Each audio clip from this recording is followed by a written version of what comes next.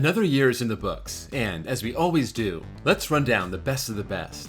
This year, I added 42 new credits, and I rode 144 different coasters from New Jersey to Los Angeles to Australia. So there are some elite new coasters on here for the first time, and other coasters that have jumped in, or slid out.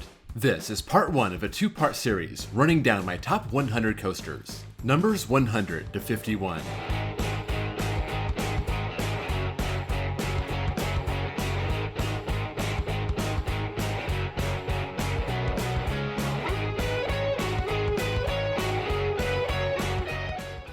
Per popular request, I will show where every coaster ranked last year and how much they've moved up or down. I also want to break down this first set of 50 by different metrics, starting with manufacturer. As usual, B&M dominates my coasters 51 to 100, accounting for 15. Intamin is second with just over half that. They have 8. Then RMC and GCI with 5. Vekoma, CCI, Premier, Gravity Group, and 6 others with 1, including one that was built in-house. Next, we go by location, and California leads the pack with 6. Other coaster paradises follow them with 5. Texas, Ohio, Florida, Pennsylvania, and Virginia are next. That's no surprise, but you also see I got 2 in Norway and 2 in Australia, and since we're talking international, 1 coaster in Canada. Let's see when these coasters opened. We got 4 coasters built in 2000, and a bunch with 3 and 2. The oldest coaster on this list opening in 1958, and the newest being from 2023. Nothing new for 2024 came anywhere near my top 100. Here's how the inversion count breaks down. 5 coasters max out at 7, but the majority of these don't go upside down. Finally, let's talk about wood versus steel, and we got 15 wood and 35 steel. That's 30% of the list, and considering, of my 677 coasters, 117 are wood. That's 17%, so wooden coasters are well represented here. Also, there are 7 coasters in this video that were not the top 100 last year, and 3 coasters that fell out of my top 50 and into my top 100. Let's get to it. Number 100, Skyrush at Hershey Park.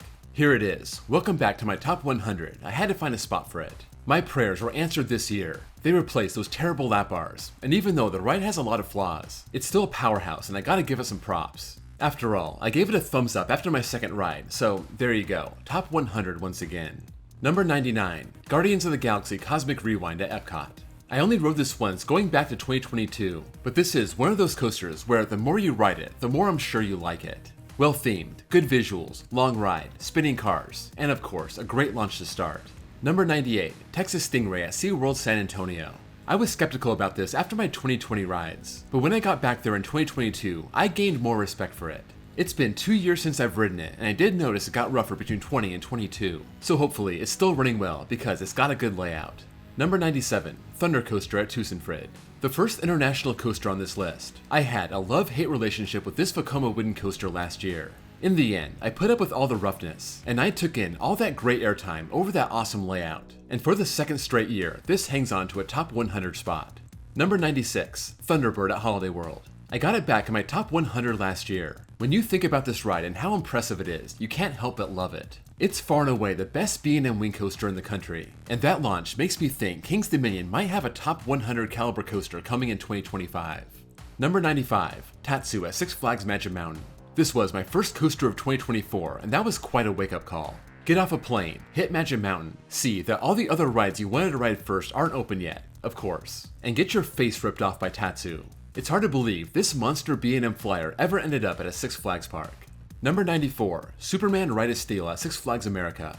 I had to get this back into the mix. It used to be in my top 50, started slipping, didn't have good rides in 2019, and it was gone, but 2024 redeemed it. Airtime was great, elements popped, didn't hate the train or the lap bar. Definitely a good hyper despite a weird layout. Number 93, Flying Turns at Knoebels. I only got 1 ride on it, but it was a long time coming. 4 trips to the park and I finally got the ride, and it was flat out awesome. I usually like bobsleds, but this was absolutely my favorite one. Knoebels did a great job making this slow coaster feel insane, crafting all of it out of wood. It was worth the wait. Number 92, Powder Keg at Silver Dollar City. I last rode this about a year ago, and you gotta love that powerful launch, all those airtime hills, and that chain lift and final drop just seems like a bonus. This ride gets slept on, but it combines the best of a launch coaster and a hypercoaster. Number 91, Mind Blower at Fun Spot Kissimmee. I haven't been back here since 2021, and before then, this was a borderline top 50 coaster. I haven't ridden it with this new track, but if it's smoother and more bearable, this has a shot at being way higher. Number 90, Raven at Holiday World. My last ride was 4 years ago, but I've been riding this for over 20 years now and it still brings the power. Most years, it runs rough, but no matter how much you bounce up and down, the pacing and the craziness of the ride doesn't change. Number 89, Viper at Six Flags Magic Mountain. I brought this back into my top 100 last year, and my ride back in January was as good as ever. I think this is the third best ride at Magic Mountain now. I don't find it to be that rough or jerky, but I do think it's super intense and gives you a nice long ride. Number 88, Thunderhead at Dollywood. This got a boost from last year, finally getting a ride where both halves are running smooth. 2022 was horrendous in the first half, good in the second half, and this time around, it was 100% good and reminded me why I used to rank this so high. It's a true GCI twister and it's great for what it is. Number 87, Griffin at Busch Gardens Williamsburg. I left it off my top 100 last year, but after I got back this year and gave it a back row ride, it reminded me why this is the best dive coaster that I've been on. Dive coasters aren't really my thing anymore, but this one just hits different. Those elements are just executed so well. Number 86, Apollo's Chariot at Busch Gardens Williamsburg. I started dropping this coaster after my 2019 rides. 2022 wasn't much better, and 2024 just confirmed what I already knew. Apollo lacks that bite other B&M hypers have. Too much weak airtime to be up there with the best. But in the end, you're talking about a 200 plus foot coaster with a series of airtime hills, so still a fun ride. Number 85, Storm the Dragon Legend at Tussenfrid. This was one of the best coasters I got to ride in Europe last year. A launched inverted Gerstlauer, and if they always sent the train around twice like they did for us during ERT, it would be higher, but even though it's awesome, it's kinda short. Number 84, Afterburn at Carowinds. I got back on this for the first time in 5 years, and it was relentless as always. I also rode this near the front, and unlike my past rides, this was insanely smooth. I'm talking one of the smoothest rides I've ever gotten on anything, let alone a B&M invert. That was definitely an added bonus. Number 83, American Thunder at Six Flags St. Louis. I got to ride it a few times last year, and I wasn't as big a fan as I was in 2018. Still a great layout, has some pretty good airtime, but just needs a little more bite to push it closer to my top 50. Number 82, Storm Runner at Hershey Park. I got to ride this in back-to-back years, finally got Sophie on it, and even though this has one of the most powerful launches in the world, it didn't seem that crazy this year, who knows why. Still, a short ride, but packed full of good elements and a top 2 ride at Hershey Park. Number 81, Superman Escape at Warner Bros. Movie World. One of my new credits in 2024, this is very similar to Storm Runner. It's not as tall or fast, but it has a good dark ride section, very good launch, and airtime all over the course. From the top hat to those 2 camelbacks, I was very impressed with this intimate accelerator.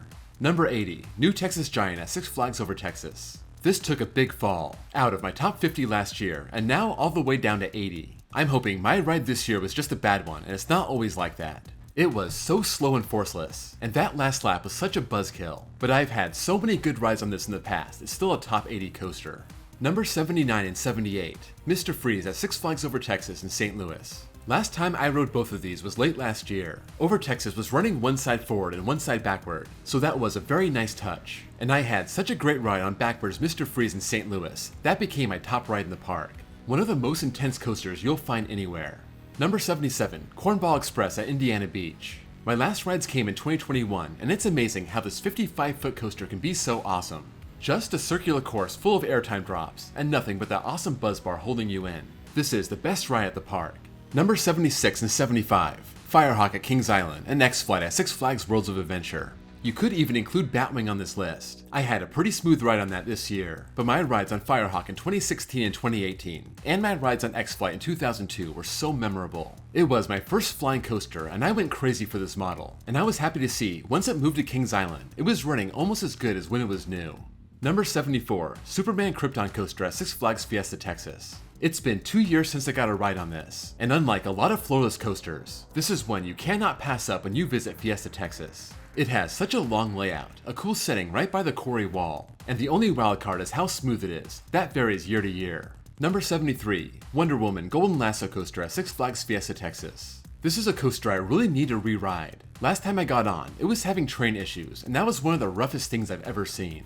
Very out of character for an RMC Raptor, so assuming they fix that, this should go back to being the awesome rip your face off coaster it always has been. Number 72, King Ka at Six Flags Great Adventure.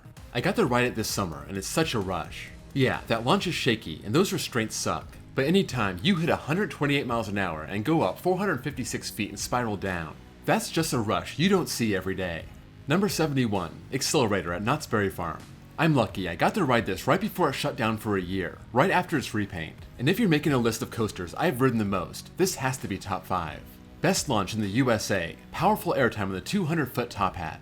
I wish it had a more complete layout, but enjoy it for what it is. Number 70, Top Thrill Dragster at Cedar Point. Yes, Top Thrill Dragster, not Top Thrill 2. I plan on riding it this year, but Zamperla had different ideas. So, all I can do is remember how awesome my last ride was in 2020, launching 120 miles an hour over that 420-foot top hat. Just a lap bar and ultra smooth. Just like King Dakar, but even a crazier and more comfortable rush. Number 69, Shivering Timbers at Michigan's Adventure. I knew when I went to Michigan's Adventure in 2021, I wouldn't get back there for a very long time.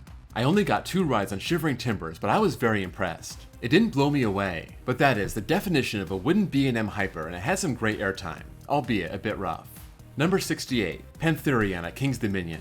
For those out of the loop, this is Intimidator 305, or Project 305, the Intamin Giga that makes people black out. I hope to get back on this next year, new name and new color scheme, but I really enjoyed my last rides in 2022. A lot of enthusiasts crave intensity, and this is in their top 5. But for me, it's got some good elements, some not so good ones, but it lands on here for being a 300-foot monster and whipping your body around. Number 67, Orion at Kings Island. Here we have the first coaster that fell out of my top 50. I got back on Orion this year, and it continues to fall. You can't go wrong with a B&M Giga that has a mile of track. That's why it's still easily a top 100 coaster. But it could have been so much better with a different layout. It could easily be a top 30 coaster if they went with different elements. Number 66, Alpengeist at Busch Gardens Williamsburg. I normally ride this in the back, but I took Sophie on it this year for her first ride, so we took a row near the front. I was happy to find that this is still intense up there. There are a couple snappy moments and it still has a great layout. So, Alpengeist is great in any row, but still take the back if you want it to rip you in half. Number 65, Medusa at Six Flags Discovery Kingdom. My first Flores coaster, and after riding all the other ones in the country, still top tier. It's been 5 years since I last rode this, and I have no plans to get back to Northern California, so I might have to rest on those 2019 rides for a long time. Number 64, Kraken at SeaWorld Orlando. This and Medusa are always tied at the hip. Very similar Flores coasters, but this having a really cool second half. I love the straight drop on both of them. This has a cool lakeside setting, and this is just a great ride that puts SeaWorld Orlando on the coaster map. Number 63, Manta at SeaWorld Orlando. Once upon a time, I thought it would be crazy to put Manta over Kraken, but last time I rode it in 2021, it totally earned it. Awesome layout, awesome setting, and a second half that seems like it's trying to scrape your face off. Manta is my favorite flying coaster, at least until I ride Flying Dinosaur next year. Number 62, Thunderstriker at Carowinds. Yes, Thunderstriker, and I got to ride it this year with its new name, and surprise surprise, it was exactly the same. I know, it's weird, but nothing really changed. This is still a good hyper, leaves something to be desired, but you still get a ton of floater airtime in the back, so you still gotta love it. Number 61, Viper at Six Flags Great America. One of the best under-the-radar coasters. This Woody just keeps delivering the goods year in, year out. It was so good in 2023. You just need to make sure you ride it in the middle row of a car. Those so-called wheel seats can get rough, but find a smooth seat and enjoy all the airtime. Number 60, Leviathan at SeaWorld. My last newcomer on this video, this Australian Gravity Group Woody was everything I wanted and more. I wish it was smoother, but it's Gravity Group, it happens. It's a long layout, it's jam-packed with airtime pops, and that backwards ride just added to the experience. Be sure to do that if you can. Number 59, Coaster at Playland. I got 3 awesome rides on this in 2019, knowing I may never get back to Vancouver to ride this ever again. And apparently, now, they added seatbelts, which is probably smart, but I'm sure it doesn't help the ride experience. This has such powerful airtime and basically no real restraint, and it was everything it was hyped up to be. Number 58, Railblazer at California's Great America. I got to re-ride this in 2021, a year before I last rode Wonder Woman, and where Wonder Woman turned into a train wreck, Railblazer was running as good as when it was new. These Raptor prototypes are so awesome. The way they run doesn't even seem possible. You have to ride it to really believe it. Number 57, Banshee at Kings Island. I got 2 rides this year, one in the front, one in the middle, and it didn't really change my opinion. I'm normally a back row guy, getting that whip over the top, but my front row ride was very smooth, and I could tell in the middle it got a bit rough. Nothing to complain about, but when you're on a ride that big and powerful, it'd be nice to get rid of that rattle. Number 56, The Incredible Hulk at Islands of Adventure. I had such an amazing ride on this 3 years ago, and when I get back to Florida for Epic Universe, whenever that may be, I want to get back on. It was so intense in the back row, I almost couldn't believe it. I was also sleep deprived, so that could have had something to do with it. Number 55, Candemonium at Hershey Park. For the second straight year, I got a ride, and it seems like this ride is very consistent. Super elite first half, and the second half just kinda disappears. The airtime in the first half is powerful and sustained, and between the trims and the twists in the second half, it doesn't deliver much, so it lands just outside my top 50. Number 54, Goliath at Six Flags Great America. I haven't ridden this since 2021, but I always enjoy it when I do. Not the best or most complete ride, but it delivers a few very strong elements that leaves you happy on the brake run. Maybe not worth a 2-hour wait, but you'll still have fun with it. Number 53, Twisted Cyclone at Six Flags Over Georgia. It's unusual for me not to make it to Georgia. This is only the second year since 2018 I haven't been there. But one thing I learned from last year, make sure you let this warm up. I was ready to write this off after a morning ride, but later in the day it was so much better. It's very short, but everything really pops. Number 52, Gold Striker at California's Great America. I'm gonna end this with two coasters that fell out of my top 50, starting with this GCI masterpiece. It's twisted, it's full of airtime pops, it's a long ride. It could just stand to be smoother. My last ride in 2021 was kinda brutal. Still, the best ride in the park.